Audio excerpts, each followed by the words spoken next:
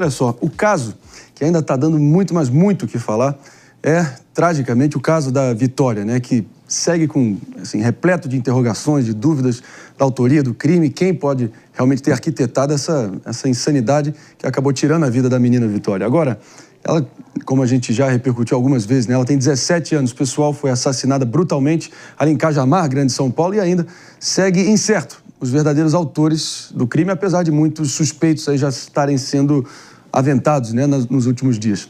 Para ter mais atualizações sobre o caso, um melhor entendimento de tudo que está transcorrendo na medida que as investigações avançam, a gente recebe aqui ninguém melhor do que ela, uma presença ilustre, minha querida jornalista investigativa Carla Albuquerque, e entende tudo e mais um pouco sobre esse mundo de true crime.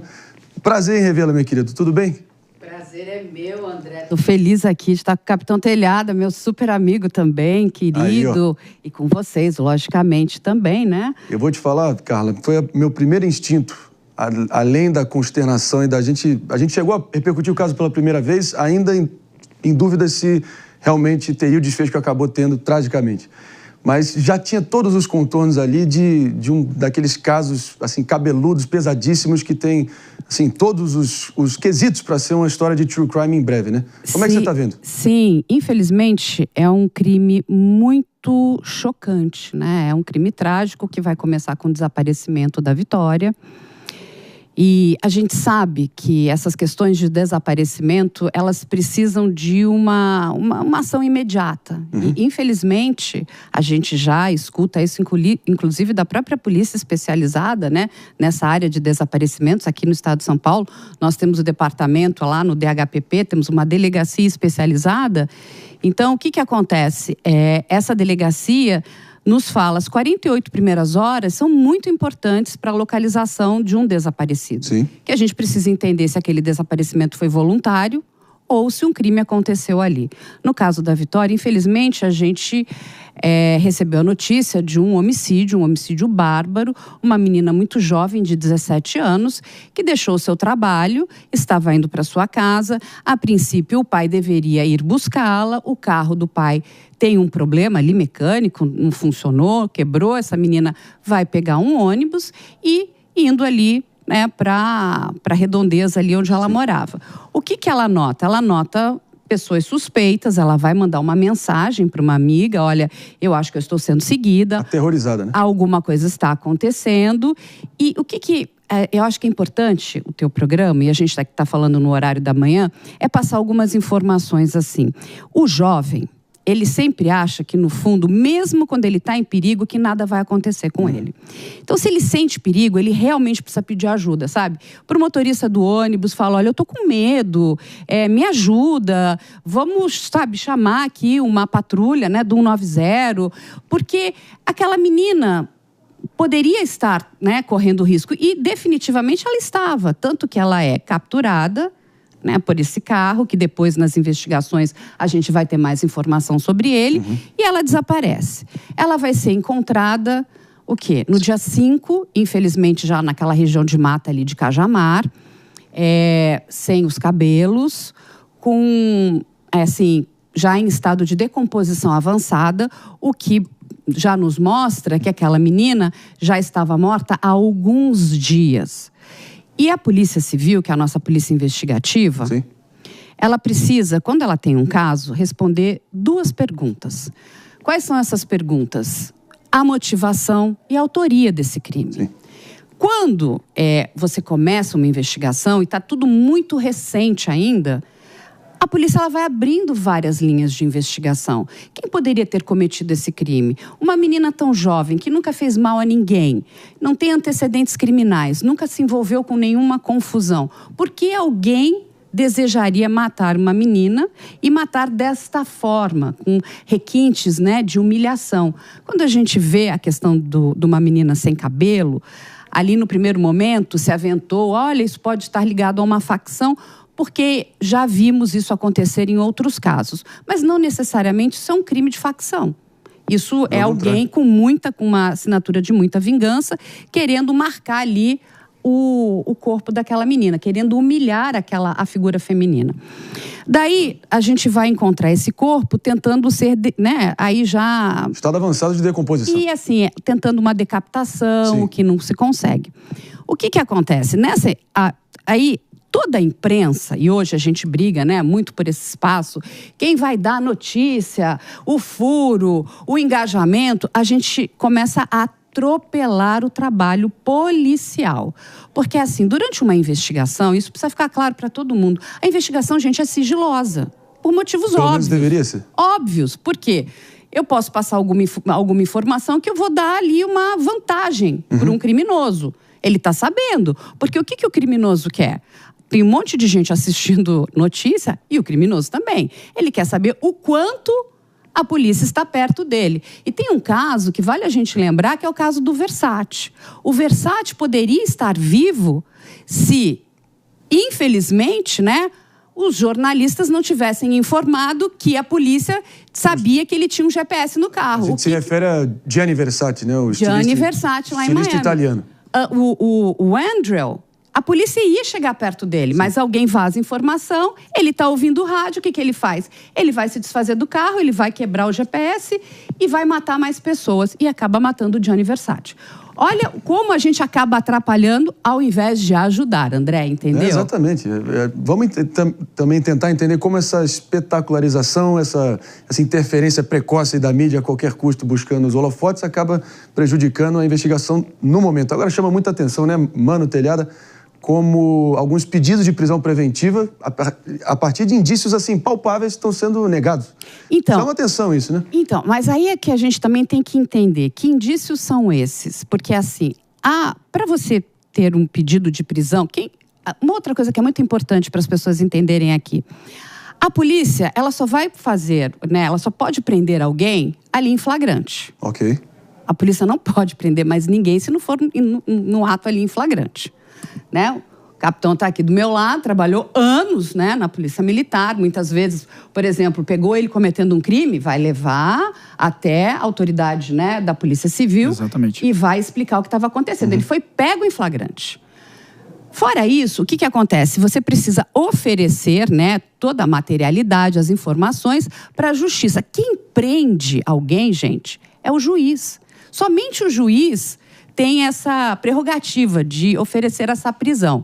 A polícia, é um erro que a gente comete. Ela só vai fazer a prisão em flagrante. Se não for em flagrante, tem todo um trâmite. Justo. E aí ele vai perguntar ao juiz, mas qual é, né, a materialidade sobre isso? O que de fato você tem de palpável para oferecer a prisão contra essas pessoas? E aí eu posso te dizer, porque eu cheguei, né, tenho, enfim, além de muitas fontes, pude ver o material. O que existe hoje, para as pessoas entenderem? Muitas contradições. Então, por que o juiz, às vezes, não oferece aquela determinada prisão? Porque somente baseado em contradições, eu não posso te prender. Imagina você, né, começa a falar, não, aconteceu isso, aquilo outro. A polícia precisa apresentar, de fato, a materialidade. Olha, isso que aconteceu, temos isso. Agora, ela pode pedir, sim, são os mandados de busca, apreensão, esse carro, sabe, de investigação.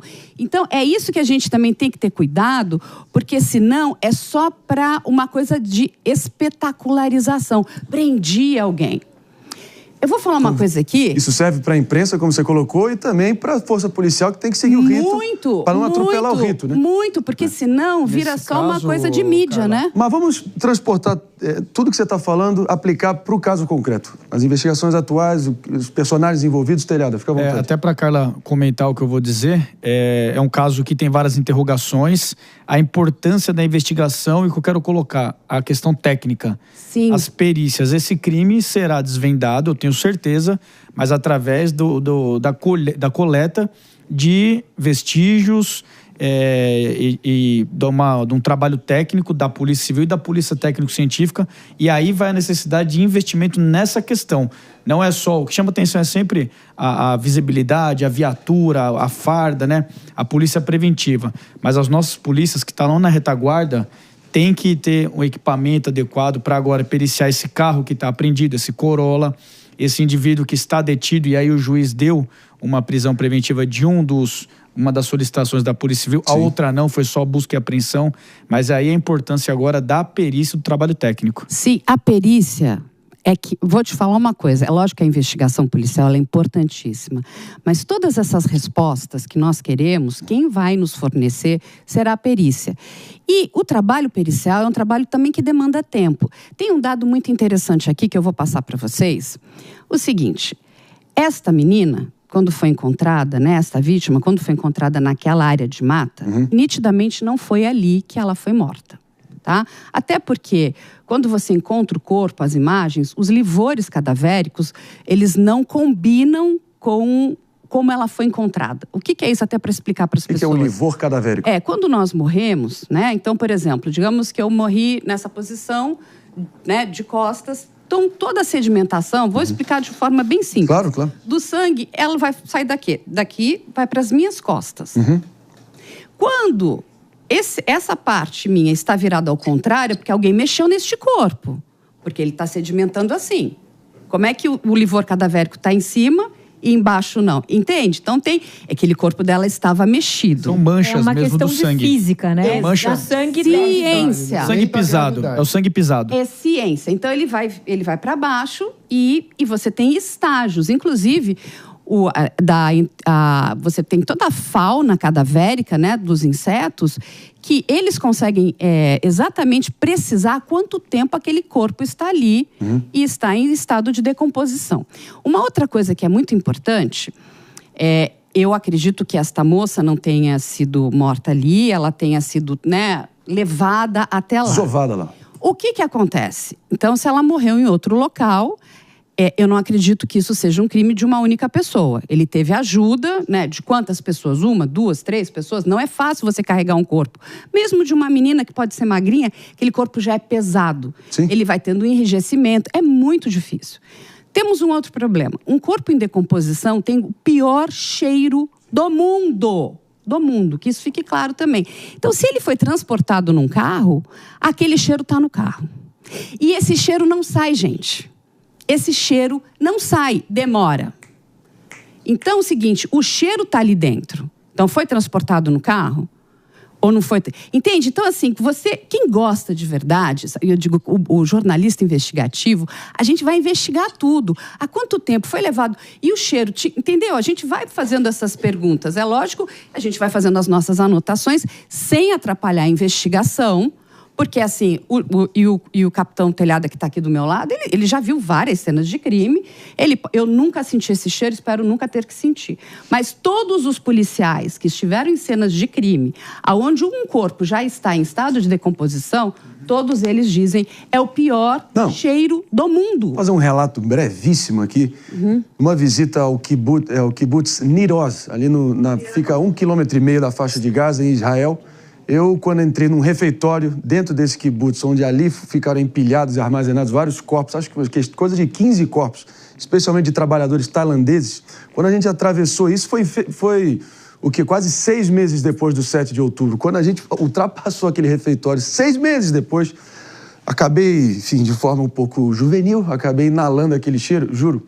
Eu fiquei mal, acho que umas 3 horas. Foi a coisa mais, não sai assim, do ambiente, putrefata. Nossa, e não sai do seu nariz. Não sai do seu nariz. Não sai do ambiente, você fica sentindo aquele cheiro. Realmente é bem característico. Enlouquecedor o negócio. Então, tem algumas coisas que é lógico, a gente precisa aguardar e a gente precisa entender o trabalho pericial e policial. Será respondido. Tem ali muitas linhas de investigação. Isso é um crime que tem ligação com alguma facção criminosa? Por tudo que eu já estudei e trabalho, e tenho vários outros pesquisadores que, inclusive, estudam facções criminosas, eu não acredito que tenha facção criminosa. Outra linha possível é sobre ser um crime passional, não é isso? Então, mas aí temos que entender o que é um crime passional também. Porque a gente tem o crime passional, digamos que nós fôssemos aqui um casal, estamos aqui numa discussão, aquele crime, sabe... De momento. De momento. Da raiva. Imediato. Um avançou no outro, pegou um pedaço de uma... O sangue esquentou, exatamente. agiu sem pensar. Este crime, ele foi premeditado.